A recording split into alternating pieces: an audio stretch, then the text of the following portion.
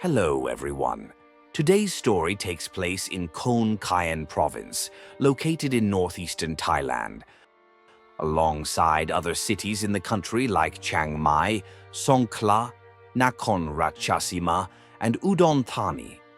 Khon Kaen is a key city under the United Nations Socioeconomic Development Program. Khao Suan Kwang District in the northwest of Khon Kaen Province boasts rich natural resources and an economy largely driven by agriculture, making it a vital agricultural hub in northeastern Thailand. The area also features numerous tourist attractions, including temples, lakes, and natural parks. In 2017, a newlywed couple lived in Khao Suan Kwang District. The wife, Wadisada Kalinzui, was 23 years old, youthful, beautiful, and approachable.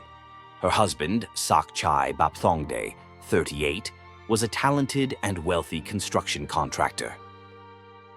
After their marriage, they enjoyed a blissful period together. Though Sakchai often traveled for work, he always made time for his wife upon returning home. Their sweet romance made them a model couple, admired by many. But in the spring of 2017, an unexpected tragedy struck their family. Let's rewind to May 25, 2017, to uncover the details. On May 25, 2017, a Thursday morning, a farmer was foraging for mushrooms in a forest in Khao Suan Kwang District. He ran an ecotourism farm and wanted to prepare a local specialty for his guests. Mushrooms typically grow under low bushes or in damp, cool patches of dry grass. As he searched intently, he spotted 3 large metal sheets atop a pile of dry grass in the distance. From experience, he knew the moist environment beneath such sheets was perfect for mushrooms. Curious, he approached, but a sharp, putrid stench filled the air, growing stronger with each step. Holding his breath against the foul odor, he carefully lifted one sheet. Beneath it lay a shallow pit containing 2 plastic barrels, the source of the relentless stench. Driven by curiosity, he pulled a black plastic bag from one barrel and opened it. To his horror, he found dismembered human body parts inside. Terrified, he stumbled back, ran off, and frantically called the police.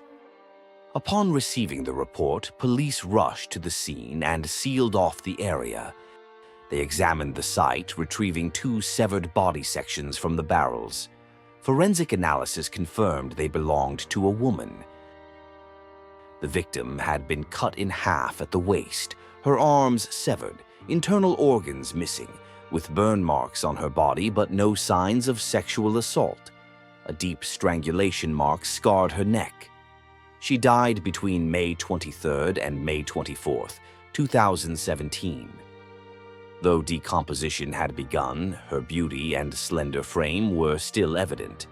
Police collected her fingerprints and noted a distinctive butterfly tattoo, cross-referencing them with missing persons reports.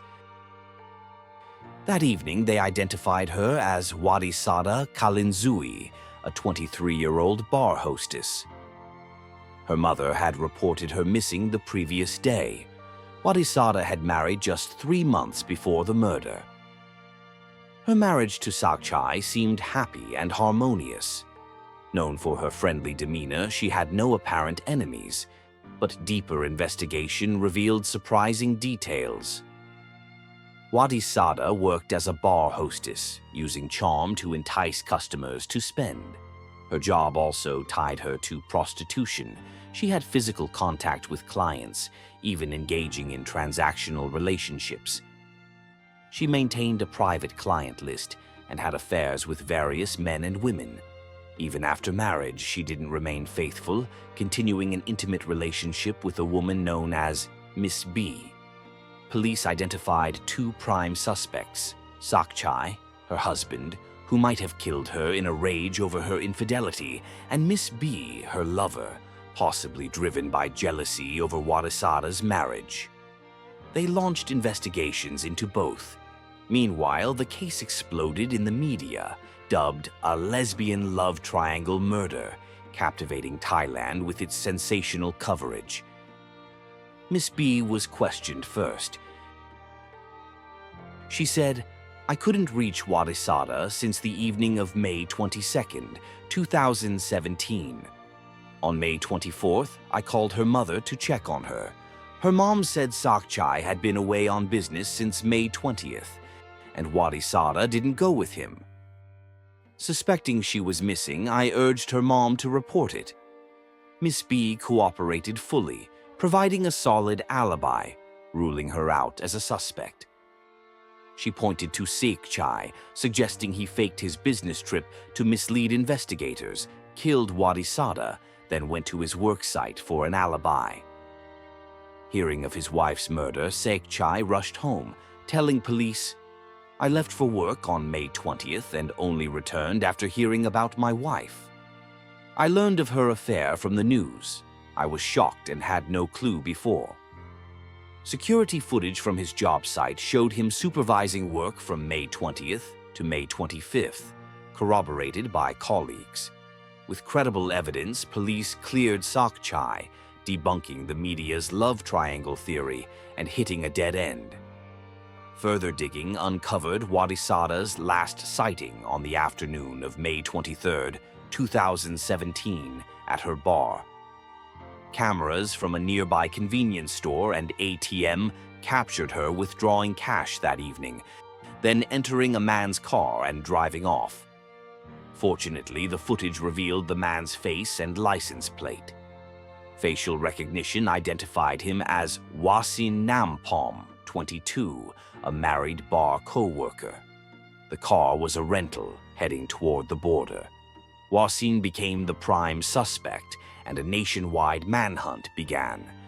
On May 27, 2017, police arrested Wasin and his 21-year-old wife, Zidarat Bronkun.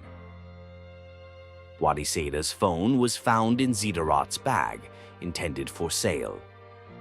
Wasin confessed partial involvement, saying, "My wife's innocent. She only disposed of Wadisada's belongings.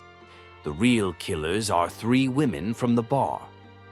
He led police to the crime scene to reenact events. Combined with other evidence, the case unraveled. The mastermind was Prisanak Nonwanchai, 25, Wadisada's fellow bar hostess. Active on social media, she flaunted designer goods, posing as a wealthy socialite. In reality, she came from an unhappy family in Khon Kaen, dropped out of school early, and worked to survive. After saving money, she underwent cosmetic surgery in the US, enhancing her looks to secretly sell sex and live-stream adult content for cash, contrasting her online persona. Though she and Wadisada appeared close, they'd clashed a year earlier over a 40,000 baht debt that Wadisada never fully repaid, sparking frequent arguments. When Prisanak's boyfriend was arrested for drug trafficking, she suspected Wadisada snitched, fueling her revenge. She enlisted Kawita Gachada, 25, and Apiwan Sata Sabudis, 28, plus Wasin, who lured Wadisada out under the guise of a client introduction. The plan worked smoothly. Wadisada, unsuspecting, got into the car. Seeing Prisanak and the others, she sensed danger and tried to flee but was overpowered.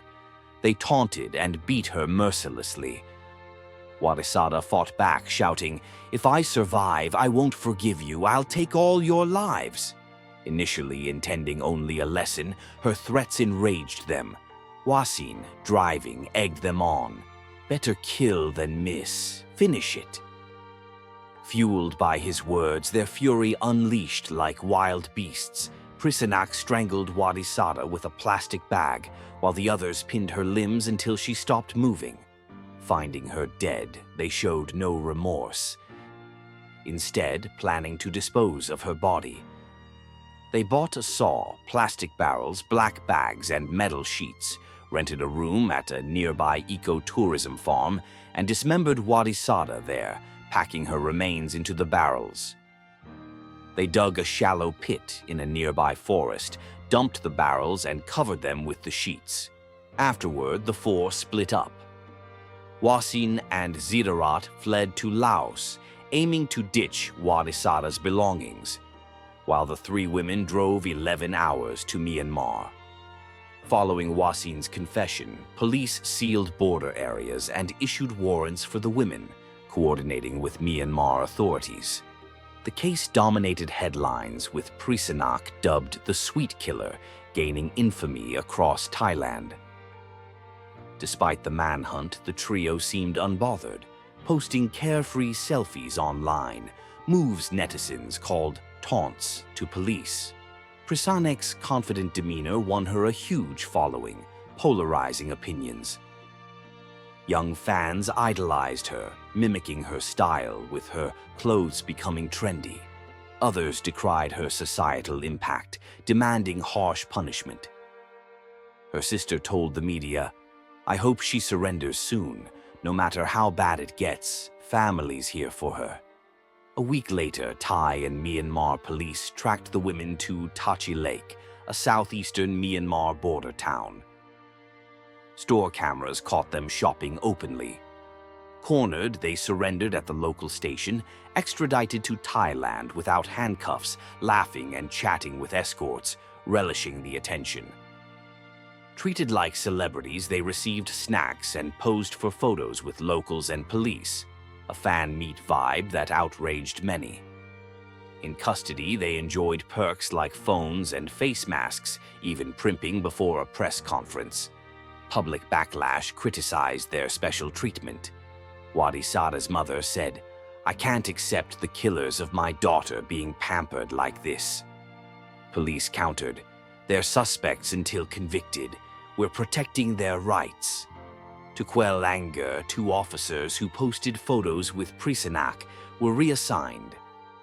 At the press conference, they recounted the crime, echoing Wasin's story, but with chilling impact from their own voices.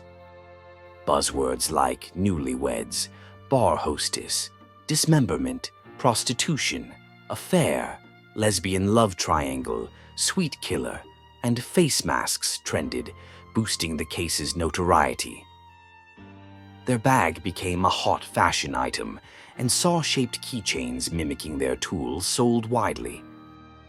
But the hype eventually faded. On the trial day in March 2018, 10 months after the murder, at Khon Kaen Provincial Court, Prisanak, Kawita, Apiwan, and Wasin faced murder charges, while Zidarat faced theft. Thailand's maximum penalty was death. Wadisada's mother brought her photo to pray outside, hoping for justice.